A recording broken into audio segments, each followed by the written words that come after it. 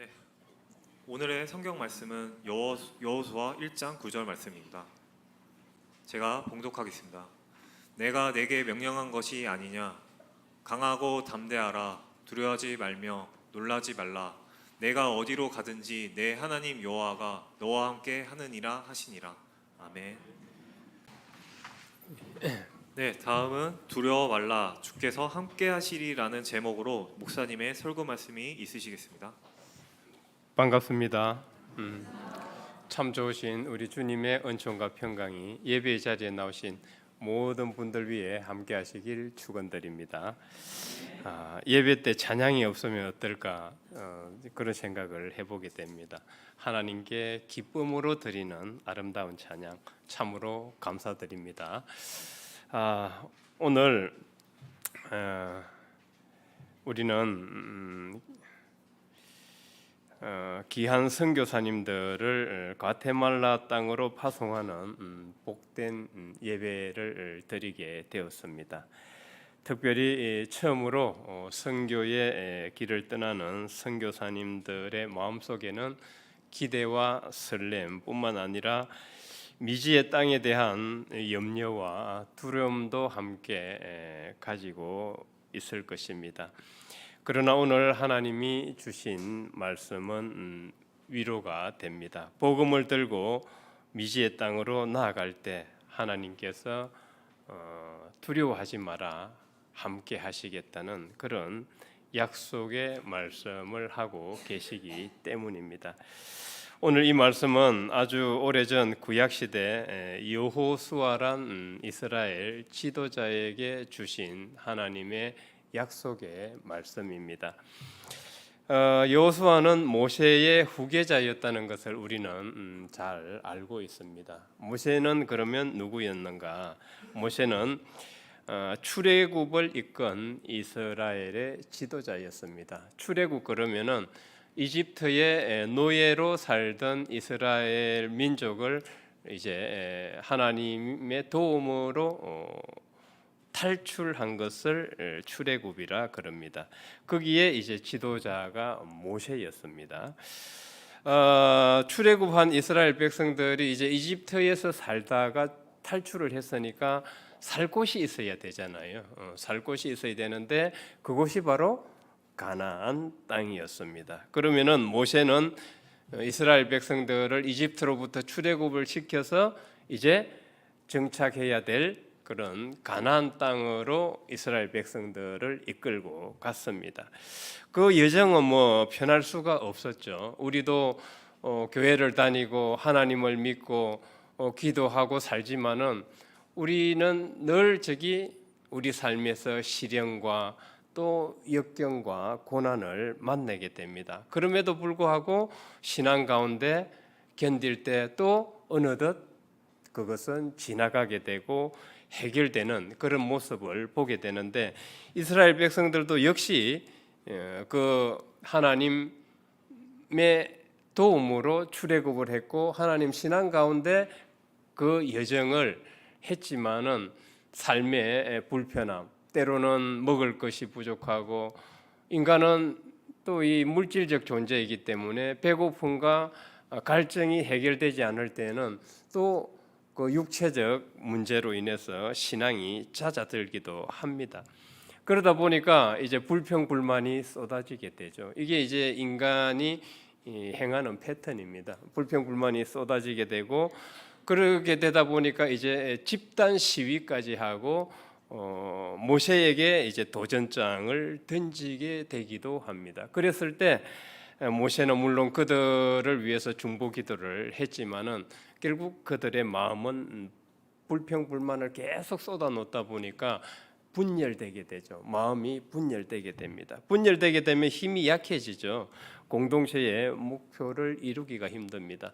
낯선 땅에 가는 미지의 땅으로 가는데 힘을 합쳐도 부족한 판국에 이 마음이 분열되었으니 공동체의 목표를 이룰 수가 없습니다. 우리는 이 종이 한 장을 이제 쉽게 찢어버릴 수 있죠. 약합니다. 종이 한 장은 약합니다. 그러나 이 종이를 물리적으로 두 번을 접었을 때는 1톤 이상의 힘도 견딜 수 있다고 합니다. 그만큼 생명 하나하나가 따로따로 움직일 때는 갈등과 마찰이 생기고 힘이 약해질 수밖에 없습니다. 그렇지만은 전체의 생명이 하나가 되어 움직일 때는 능히 우주도 장성할 수 있는 힘이 생기고, 하나님께서는 우리 인간에게 태초부터 그런 잠재 능력을 부여하셨습니다. 그런데 생명이 분열되고 하나가 되지 못하면 이 힘을 가지지 못하게 되는 것이죠. 이스라엘 백성들은 삶의 불편함, 그런 고통, 시련, 역경 속에서 분열되면서 그 힘을 가지지 못했습니다. 그랬던 결과 결국은 그들이 빠른 시일 내에 당도할 수 있었던 가나안 땅을 40여 년이라는 시간을 쏟아 부어야 했습니다. 이 40년의 여정은 그들이 하나로 똘똘 뭉치기 위한 연단이고 그런 여정이었다. 우리는 그렇게 볼 수가 있겠습니다. 모세는 그렇게 40년 출애굽을 시켜서 40년의 광야 생활을 통해서 이스라엘 백성을 하나로 똘똘 뭉치게 됩니다. 그렇게 해서 이제 가나안 땅에 입성하기 직전에 도달하게 됩니다. 그곳이 바로 지금 요르단에 있는 느보산이죠.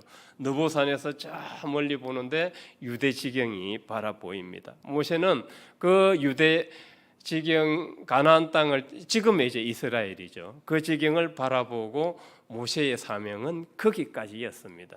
이스라엘 백성들을 거기까지 인도하는 것이었고, 그 이제 가나안 입구에서 이스라엘 백성들을 이끌고 날 지도자가 필요했는데 그 지도자가 바로 여호수아였습니다. 오늘 말씀에 등장하는 그 여호수아가 이제 이스라엘 백성들을 이끌고 모세의 뒤를 이어서 이제 가나안 땅으로 입성을 해야 했습니다.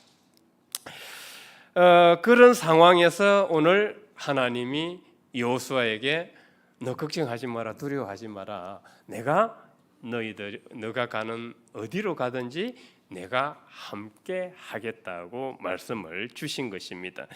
왜 이 말씀을 주셨을까요? 지금 두려워하지 말라고 하시는 말씀은 두려워하고 있다는 말씀이죠. 두려워할 수밖에 없는 게 이스라엘 백성들이 광야 생활을 하면서 이제 가데스 바네아라는 곳에 이르게 됩니다. 가데스 바네아. 그곳에서 모세가 12수령, 그러니까 12지파니까 12지파에서 그 수령들을 선발을 합니다. 12수령을 선발을 해서 이제 가나안 땅, 지금 그들이 정착해야 될 곳을 정탐을 하러 보내요. 그 정보를 알아보는 거죠. 그것이 어떤 것인지. 그런데 그들이 이제 정탐을 하고 돌아왔어요. 12수령이 정탐을 하고 돌아왔는데 다들 이제 부정적입니다. 아유, 그 가면은 왜 부정적이죠? 거기 가니까 거인 족속들이 있대요. 거인 족속. 우리는 그에 비하니까 메뚜기와 같더라. 메뚜기. 뭐 비유적인 표현인데 우리는 그들한테 상대도 안 된다. 상대도 안 되니까 아유, 거기 우리 잘못 나왔어. 차라리 그냥 다시 우리 이집트로 돌아가자. 이제 그들이 그런 상황까지 가버린 겁니다. 이 하나님께서 힘들게 그들을 출애굽을 시켰는데 그들은 다시 원래 고생하던 곳으로 돌아가려는 거예요. 참 이 인간이 개구리가 올챙이 시절 모른다 그러죠. 그건 몰라요. 그래서 하나님께서 아주 진노를 하시게 됩니다. 그렇게 해서 1세대들은 결국은 가나안 땅에 들어가지 못해요. 다 죽습니다. 다 죽고 2세대들이 들어가게 되는데 여호수아가 2세대들을 인도해서 가나안 땅으로 들어가야 했습니다. 들어가야 했는데 분명히 부모들에게 그 얘기를 들었을 거예요. 가나안 땅은 어떻다는 정보들을 들었을 것입니다. 그러면은 두려움이 표출을 못했지만은 두려움을 가질 수밖에 없었을 것입니다. 우리도 그렇지 않습니까? 미지의 땅에 가서 내가 과연 저 거인들 틈바구니 속에서 잘 살 수 있을까? 환경도 다르고 그런 생활도 다를 텐데, 땅도 다를 텐데, 문화도 다를 텐데 그곳에서 어떻게 정착하고 살아야 할까? 이런 걱정이 앞서기 마련입니다. 그런 상황에서 하나님께서 이스라엘 백성들의 마음을 알고 두려워하지 말라. 너희들이 어디로 가든지 내가 반드시 함께 하시겠다고 약속의 말씀을 주셨던 것입니다. 여호수아는 이 약속의 말씀을 붙들고 가나안 땅으로, 미지의 세계 가나안 땅으로 들어가서 우여곡절을 겪으면서 정착을 하게 됩니다. 그러니까 우리가 하나님을 믿고 교회를 다닌다고 해서 모든 일이 순조롭게 다 풀리는 게 아니라는 말이에요. 하나님을 믿어도 때로는 시련을 겪게 되고 역경을 겪게 되고 또 예기치 않은 돌발 상황들이 발생을 하게 된다는 것입니다. 그 여호수아의 가나안 정착 이야기를 보면은 우리의 삶을 잘 보여주고 있습니다. 우리 삶이 그렇지 않습니까? 나는 하나님을 믿고 하나님께 기도하고 교회도 잘 다니고 충성하는데 왜 나에게는 이런 어려운 일들이 계속 생기나? 어느 교회 권사님께서 그런 말씀을 하시는 것을 제가 전에 들었습니다. 왜 하나님께서는 나에게 이토록 가혹하신가? 먼저는 아버지를, 먼저는 남편을, 이제는 나의 남동생을 비슷한 나이에 왜 하나님은 데려가시는가? 왜 하나님은 나에게 이렇게 가혹하신가? 이런 신앙적 어려움을 겪고 있는 것을 들었습니다. 우리가 하나님을 믿고 교회 생활을 해도 이런 시련과 역경을 자주 만나기 마련입니다. 그럼에도 불구하고 시간이 지나면은 어느덧 또 그것을 통해서 하나님께서 나에게 주시는 메시지가 무엇인지를 발견하고 나의 삶과 신앙의 단계가 한층 더 성숙해 있는 모습을 발견하게 됩니다. 여호수아는 가나안 땅에 들어가서 우여곡절 끝에 많은 어려움을 겪고 시련과 역경을 겪었지만 결국은 하나님의 약속의 말씀을 굳건히 붙들고 잘 정착하게 됩니다. 우리는 이 여호수아가 가나안 땅에 들어가서 그 원주민들을 몰아내고 이스라엘 백성들이 정착했다는 이야기를 문자적으로만 해석을 한다면 이거는 보편적으로 적용되기가 힘듭니다.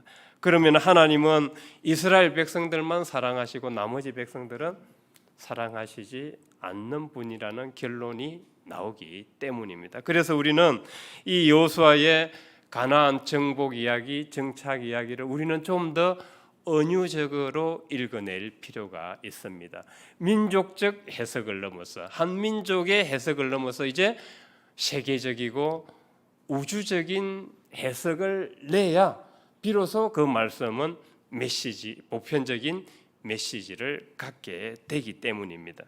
그래서 은유적 해석이 필요한데 은유적 해석은 한 두 가지 정도로 생각해 볼 수 있습니다. 먼저 여호수아와 이스라엘 백성의 그 가나안 땅 정착 이야기, 정복 이야기는 미지의 세계, 미지의 땅에 하나님의 복음을 들고 들어가서 정착한 이야기, 복음이 뿌리 내린 이야기로 우리는 읽어낼 수 있습니다. 다시 말해서 여호수아가 가나안 땅에 정착한 것은 원주민들을 그냥 피해 전쟁으로 몰아내서 하나님이 도와서 이스라엘 백성이 정착했다는 그런 문자적 해석을 넘어서 하나님의 나라의 복음이 그 미지의 세계의 땅에 뿌려지고 열매를 맺게 되었다는 것으로 우리는 해석을 해볼 수 있다는 것입니다. 지금까지 실제로 많은 선교사들이 미지의 세계와 땅에 들어가서 복음의 씨앗을 뿌리고 복음이 뿌리를 내리고 열매를 맺었죠. 우리나라도 실제로는 은유적으로 본다면 가나안 땅과 같은 곳이었어요. 그렇지 않습니까? 그런데 조선시대 때 선교사들이 들어와서 순교의 피를 흘리면서 여기서 복음을 전했어요. 조선시대 때. 그러면서 얼마나 유교 사회고 얼마나 보수적이었어요. 그래서 선교사들이 피를 흘리면서 복음의 씨앗을 뿌리고 그 씨앗들이, 그리고 19세기 말에는 아펜젤러와 언더우드 선교사가 이 한국 땅에 와서 뿌린 씨앗들이 뿌리를 내리고 열매를 맺어서 장로교가 되고 감리교가 되고 그렇게 되었던 것입니다. 우리나라도 영적으로 본다면은, 비유적으로 본다면 우리나라도 가나안 지역이었어요. 그곳에 복음이 뿌리를 내려서 지금과 같은 기독교가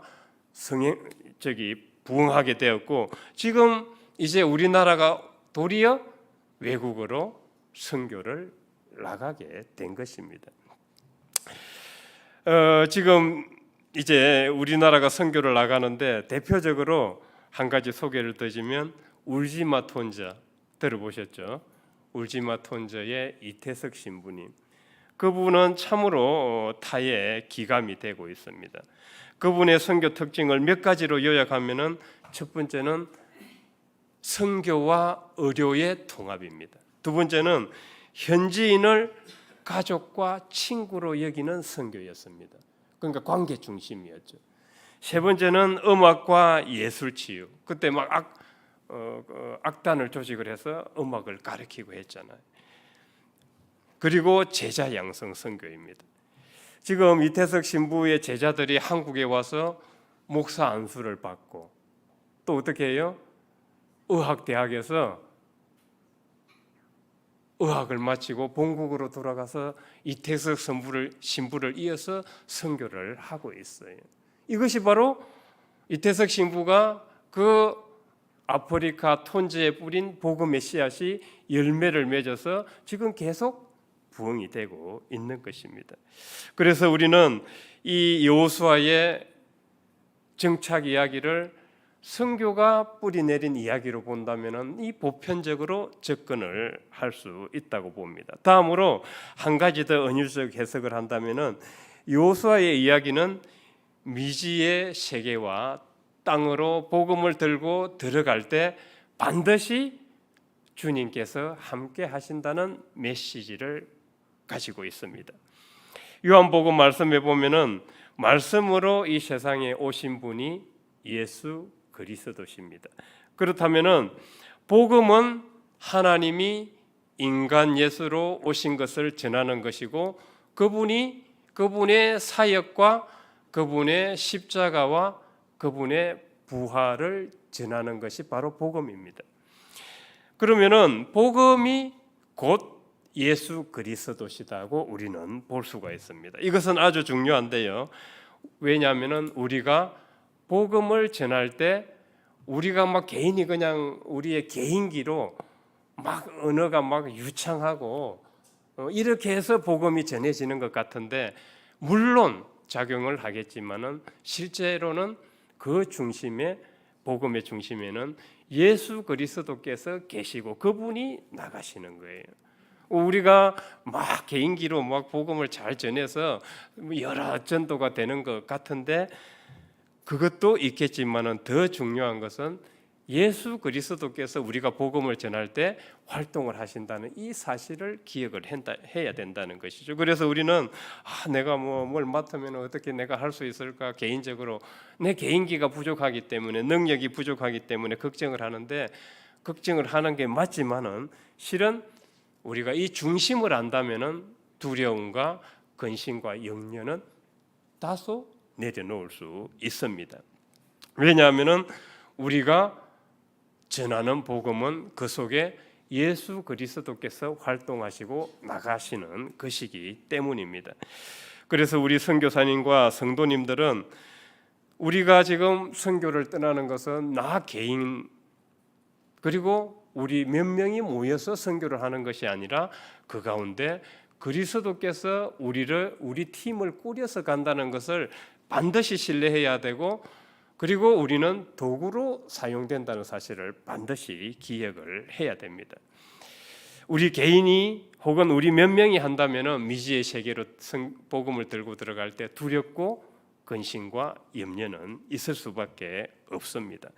우리가 그래서 이 복음이 전파될 때, 복음을 들고 갈 때 그리스도께서 팀을 꾸려서 가신다는 이 사실을 명심해야 되겠고, 우리는 도구로 사용된다는 이 사실을 기억해야 하겠습니다. 참 이 믿음의 장이라는 것은 대단합니다. 우리가 기도를 하는 목적도 이 믿음의 장을 우리가 신뢰하기 때문이죠. 우주에는 물리적 법칙이 존재하죠. 네 가지 힘이 있다고 그러지 않습니까? 좀 어렵겠지만은 들어놓으면은 나중에 아는 체 할 수 있습니다. 중력, 전자기력, 강한 핵력, 약한 핵력, 이 네 가지 힘이 존재하고 있다고 그래요. 그런데 저는 여기에 한 가지 더 존재하는 힘이 바로 믿음의 힘이라고 생각을 합니다. 그래서 끌어당김의 법칙이라는 것이 그냥 있는 것이 아니죠. 끌어당김의 법칙. 이 믿음의 힘은 우리의 물리, 우리 몸은 물리적이지 않습니까? 우리의 물리와 이 하나님을 믿는 영적인 것이 서로 일치할 때 생기는 힘입니다. 그래서 이 끌어당김의 법칙은 내가 악하게 생각하고 악한 방법을 강구하면 그것을 끌어당기게 돼요. 그 사람은 계속 그 방향으로 가게 되겠죠. 그렇지만은 우리가 그리스도를 신뢰하고 그 힘을, 능력을 의지한다면 우리는 그 힘을 끌어당길 수가 있어요. 그래서 어떤 생각을 하고 어떤 사고를 가지고 어떤 비전을 가지고 있는가는 되게 중요합니다. 그 생각의 한 끗 차이가 방향을 완전 갈라놓기 때문입니다. 이 물리와 영적인 것이 서로 일치할 때 우리는 주파수가 딱 맞다고 얘기를 하는 겁니다. 이때 믿음의 장은 더 활성화되고 그리스도의 활동도 더 강력하다는 사실을 우리는 잊어서는 안 되겠습니다. 이렇게 여호수아의 이야기를 은유적으로 접근할 때 우리는 여호수아의 이야기를, 정착 이야기를 비로소 선교의 이야기로 전환해서 생각해 볼 수 있고, 그 미지의 세계에 하나님 나라의 복음이 뿌려지고 그 씨앗이 뿌리를 내려서 열매를 맺었다는 이야기로 볼 수 있는데, 그 복음을 전할 때 반드시 그리스도께서 하시는 사역이고 그분이 주인공이라는 사실을 우리는 잊어서는 안 되겠습니다.